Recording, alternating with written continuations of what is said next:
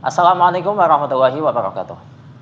Alhamdulillah wassalatu wassalamu ala Rasulillah wa ala alihi washabihi wa man wala la haula wala quwwata illa billah. Subhanaka la ilma lana illa ma 'allamtana innaka antal alimul hakim. Rabbi shrah li sadri wa yassir li amri wahlul 'uqdatam min lisani yafqahu qawli. Amin ya rabbal alamin. Alhamdulillah di kesempatan kali ini kita masih diberikan banyak sekali kenikmatan oleh Allah Subhanahu wa taala. Antara lain nikmat iman, nikmat Islam, nikmat sehat, nikmat waktu, nikmat sempat, nikmat kita bisa mendapati 10 hari terakhir di bulan Ramadan ini. Ya, alhamdulillah, dan nggak terasa kita sudah memasuki 10 hari terakhir itu. Dalam kondisi sehat walafiat ya. Alhamdulillah. Kemudian yang kedua, salawat serta salam tak henti-hentinya kita haturkan kepada junjungan kita semua Nabi besar Muhammad SAW yang mengajarkan kita banyak sekali hal ya, dan beliau adalah satu-satunya makhluk yang bisa kita jadikan sebagai tauladan terbaik ya. Tauladan terbaik adalah beliau, dan nabi-nabi lain itu tauladannya itu di bawah beliau ya.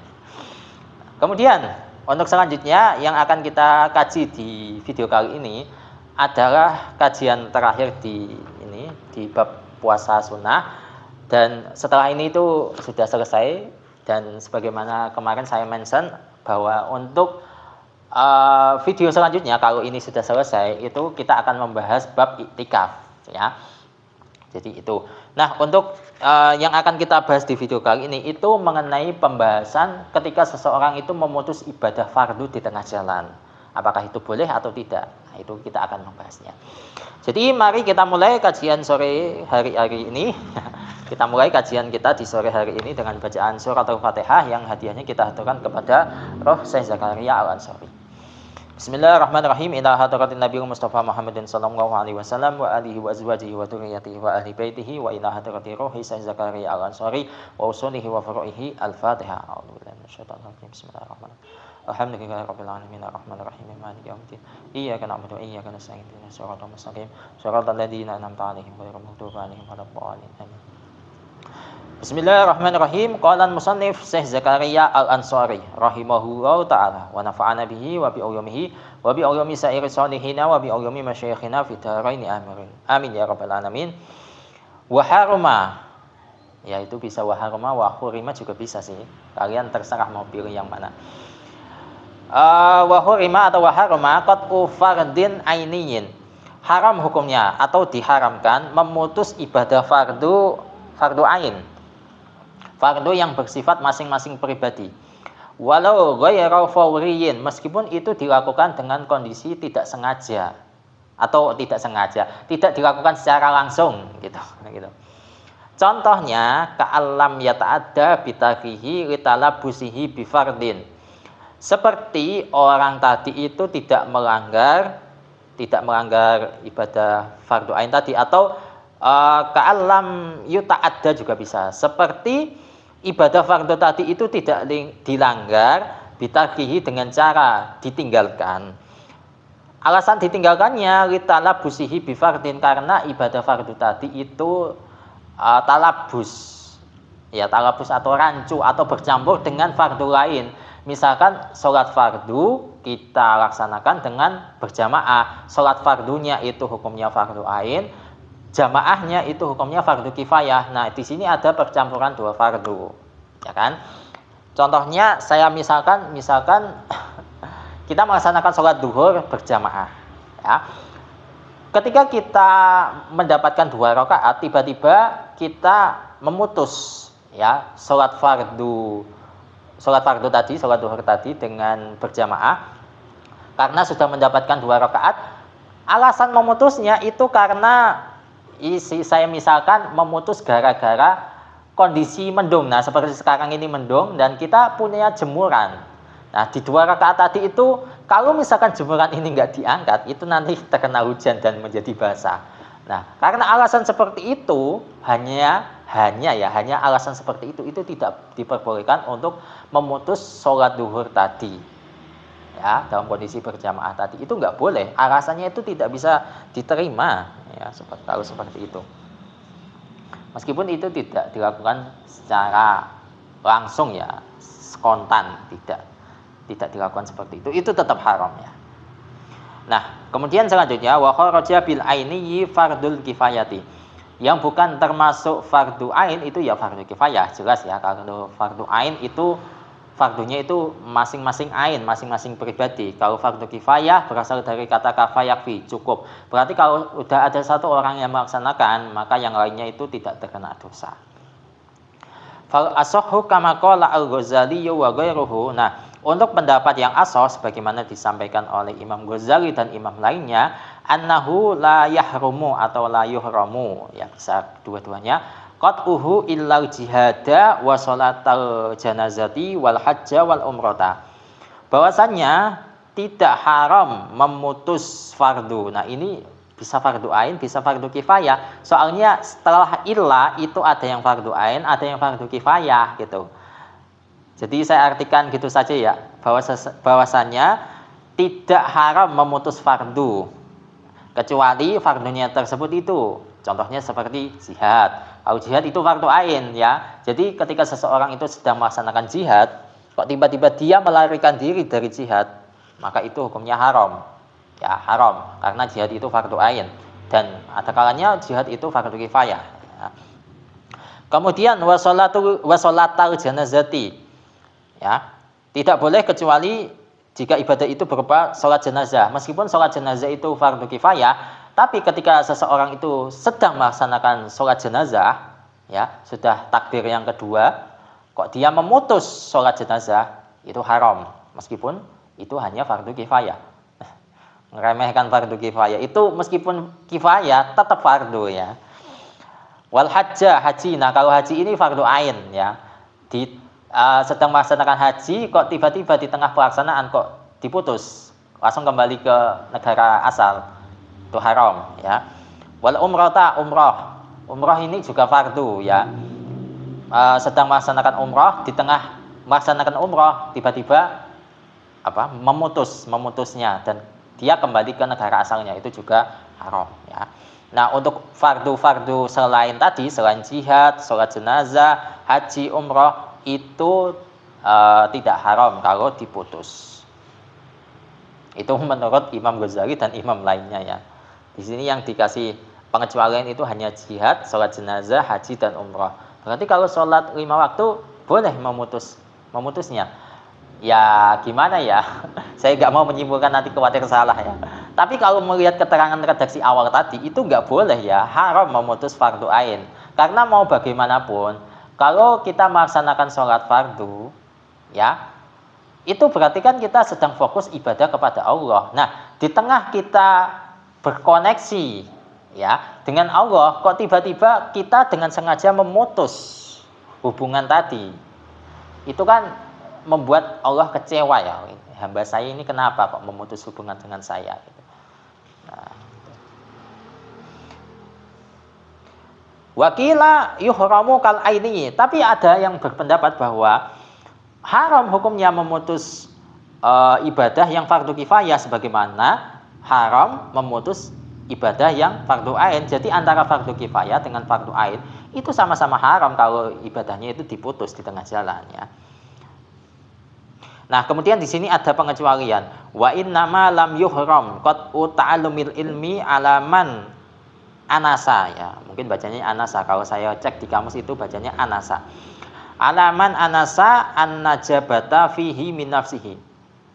Sesungguhnya tidak diharamkan memutus belajar ya bagi orang yang sudah mendapatkan kecerdasan fihi di dalam dirinya, min nafsihi dari dirinya ya, atau man alaman bagi seseorang anasa yang mendapatkan anajasata kecerdasan fihi di dalam ilmu. Nah mungkin seperti itu lebih cocoknya, fihi di dalam ilmu, min nafsihi dari dirinya. Jadi ketika seseorang itu sudah merasa cerdas dalam bidang tertentu, kok dia menghentikan belajar ilmu tersebut, itu tidak haram ya. Tapi kalau dia tidak paham dalam ilmu tersebut, kok dengan sengaja dia memberhentikan diri dari belajar ilmu tersebut, maka itu hukumnya haram ya. Ya, jadi di sini catatannya itu dia sudah mendapatkan dirinya itu cerdas fihi di dalam ilmu tersebut. Nah, gitu. Li'anna kulla mas'alatin matlubatin bi ra'siha munqati'atun an ghairiha. Karena setiap permasalahan yang dicari pokoknya ya, itu terbebas atau terputus dari selain masalah yang dicari tersebut. Jadi masalah yang dicari tersebut kan ilmu, ya, itu yang pokok. Kemudian sarananya atau selain masalah tadi itu kan belajar. Jadi belajar itu proses. Jadi yang ingin dicapai atau roksul masalah atau permasalahan yang digapai itu adalah ilmu. Ya, jadi kalau selama ilmu itu sudah didapatkan, maka proses tadi itu diputus, itu tidak menjadi masalah. Walaqad apa ini bacanya? Walaqad sholatil jamaati ala qaulina. Innaha fardu kifayatin. Li'annahu waqa'a fi sifatin la aslin. Begitu juga tidak haram hukumnya memutus sholat jamaah ala qaulina, berdasarkan pendapat kami yang mengatakan bahwa sholat jamaah itu hukumnya fardu kifayah. Li'annahu waqa'a fi sifatin, karena fardu kifayah itu berada pada posisi sifat, la asal, bukan asal. Yang menjadi asal itu ya sholat 5 waktunya, yang jamaahnya itu menjadi sifat. Jadi misalkan kasus tadi ada orang yang dia itu memutus sholat duhur berjamaah, ya, dengan cara meninggalkan sholat tadi. Itu lihat-lihat, kalau orang tadi itu memutus sholat duhur berjamaah tadi itu dengan meninggalkannya, setelah itu dia tidak sholat duhur lagi, maka itu hukumnya haram, ya. Tapi kalau orang tadi itu memutus sholat duhur tadi, sholat duhur berjamaah tadi, dengan alasan mengambil jemuran yang khawatir terkena hujan tadi, dan setelah itu dia melaksanakan sholat duhur lagi dengan kondisi berjamaah, itu ya mungkin tidak masalah, ya, mungkin tidak masalah. Tapi saya juga masih bingung, ini kok bisa seperti ini saya juga perlu belajar lagi. Wasifatu yuktafaru fiha ma la yuktafaru fil asli. Nah, untuk sifat seperti jamaah, bukan sholat 5 waktunya ya, contohnya seperti jamaah itu adalah sifat, itu yuktafaru fiha, itu bisa dimaafkan, mala yuktafaru fil asli, selama yang menjadi asal itu tidak bisa dimaafkan, ya. Dia niat memutus sholat duhur, itu yang diputus itu sholat duhurnya atau jamaahnya, ya. Kalau yang diputus sholat duhurnya berarti itu haram, tapi kalau yang diputus itu jamaahnya itu masih tidak masalah. Tapi apa ya, kalau saya lihatin orang yang memutus jamaah itu ya boleh-boleh saja. Misalkan ya yang paling sering terjadi dan ini bisa saya maklumi, orang memutus sholat jamaah itu mungkin karena ada anaknya yang dia itu rewel, ya, anaknya itu nangis di masjid karena dibawa ya untuk membiasakan anak tadi itu berada di masjid. Akhirnya ketika orang tadi sholat duhur berjamaah itu membawa anaknya yang masih kecil, ya. Ketika pelaksanaan sholat duhur berjamaah dapat 2 rakaat, anaknya nangis. Akhirnya mau nggak mau si bapak tadi yang sholat itu membatalkan jamaahnya agar anaknya itu tidak nangis. Itu yang biasa sering saya jumpai. Wala yakhfa ba'da hadza al-qaulu, dan tidak samar setelah pembahasan ini apa yang tidak samar al-qaulu, pendapat.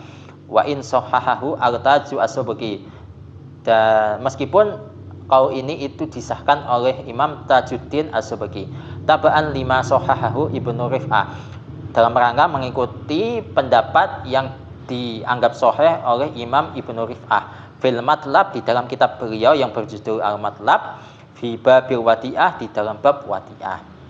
Ini enggak usah saya jelaskan, pokok saya terjemah saja. Wa asyara fihi fi babil laqid, dan beliau memberikan isyarah di dalam bab al-laqid. Al-laqid itu anak pungut. Ila anna adama hurmatihi, bahwa sesungguhnya hilangnya kehormatan anak pungut itu bahsun lil imami, itu menjadi bahasan atau pencarian bagi imam. Imam itu presiden ya, atau pemimpin. Nah, jadi ketika ada anak pungut itu semestinya yang bertanggung jawab itu pemerintah, mungkin maksudnya seperti itu. Jara alaihi al-Ghazali wal Hawi wa man tabi'ahuma. Nah, yang setuju dengan pendapat ini adalah Imam Ghazali dan Imam Hawi serta ulama-ulama lain yang mengikuti Imam Ghazali dan Imam Hawi. Wa bima taqarrara ilmun anna ta'biri bi fardhi ainin aula min ta'birihi bi qada'in. Nah, berdasarkan ketentuan yang ditetapkan oleh ilmu bahwa takbir yang saya pakai yaitu fardu ain itu lebih utama daripada takbirnya beliau. Lagi-lagi ini ya, Syekh Zakaria Al-Ansari menyebut gurunya daripada takbirnya beliau bi qada'in ya. Jadi takbirnya gurunya Syekh Zakaria Al-Ansari itu pakai bi qada'in, tapi kalau Syekh Zakaria Al-Ansari itu pakai takbir fardu ain, dan itu diklaim oleh beliau atau diklaim oleh Syekh Zakaria Al-Ansari itu aula, lebih utama. Lebih baik pakai takbir saya daripada takbir guru saya. Mungkin seperti itu. Nah, di sini kalau yang masalah ini saya paham. Far'un, ada cabang permasalahan. La tasumu al-mar'atu tatawu'an wa zawjuha hadirun illa bi'idnihi. Seorang perempuan itu tidak diperbolehkan melaksanakan puasa sunnah wa zawjuha hadirun. Suaminya itu masih hidup ya, illa bi'idnihi, kecuali dengan izinnya suami ya. Li khabari sahihaini, berdasarkan hadis riwayat Imam Bukhari Muslim, berarti hadis sahih, la yahillu lil mar'ati antasuma wa zawjuha syahidun illa bi'idnihi. Tidak halal bagi seorang perempuan melaksanakan puasa sunnah ya tentunya, wa zawjuha syahidun, sedangkan kondisi kondisi suaminya itu syahidun, menyaksikan, berarti masih hidup ya. Berarti kalau suaminya masih hidup itu harus illa bi'idnihi, harus dengan izinnya suami ya, kecuali dengan izinnya suami. Berarti kalau tidak mendapatkan izinnya suami, maka si wanita yang ingin melaksanakan puasa tadi itu tidak diperbolehkan. Itu. Jadi itu untuk kajian kita di sore hari ini. Wallahu a'lam bishawab. Semoga ini bermanfaat untuk kalian. Al-Fatihah. Bismillahirrahmanirrahim. Alhamdulillahirabbil alamin. Ar-Rahmanir-Rahim. Maliki yaumiddin. Iyyaka na'budu wa iyyaka nasta'in. Ihdinas siratal mustaqim. Shiratal ladzina an'amta 'alaihim ghairil maghdubi 'alaihim waladdallin. Nah, jadi itu untuk video yang terakhir ini, itu untuk terjemahnya itu saya masih belum yakin 100% ya. Jadi masih masih agak bimbang. Jadi untuk terjemah di video akhir ini kalian bisa tanya-tanya lah ke kiai kalian atau guru kalian yang lebih akurat terjemahnya. Jadi seperti itu. Kita tutup kajian sore hari ini yang mendung banget ini dengan bacaan kafaratul majelis. Subhanakallahumma wa bihamdika asyhadu an la ilaha illa anta astaghfiruka wa atubu ilaik. Wallahu muwaffiq ila aqwamit thoriq. Wassalamualaikum warahmatullahi wabarakatuh.